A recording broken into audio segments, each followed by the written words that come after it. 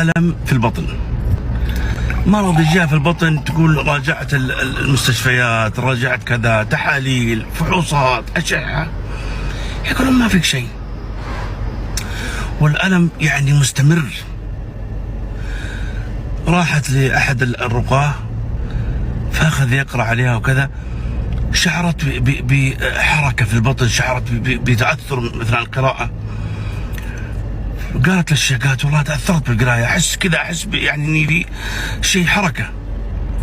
فأوصاها هذا الشيخ جزاه الله خير بوصية غالية جدا، قال لها قولي لا إله إلا الله وحده لا شريك له، له الملك وله الحمد وهو على كل شيء قدير.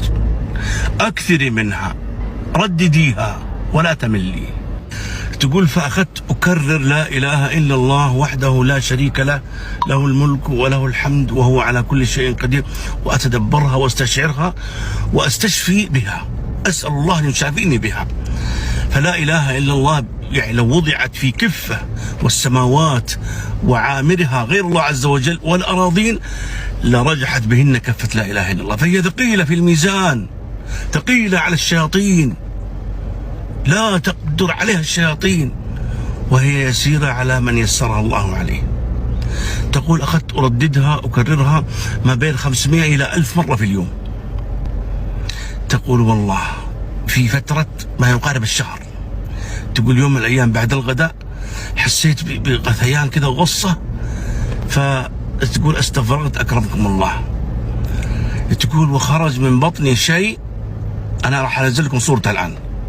تقول شيء أطالع أحسب إنه، تقول شيء ملفوف معصوب أحسبه ورق عنب، أنا تقول أطالع فيه شيء غريب، شيء غريب.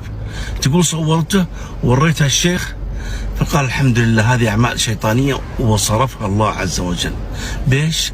بلا إله إلا الله وحده لا شريك له، له الملك وله الحمد وهو على كل شيء قدير. قولوها ورددوها وانشروا هذا المقطع لعل الله ينفع. لا تنسوا الصلاة على النبي ولا يفوتكم القادم من الفيديو.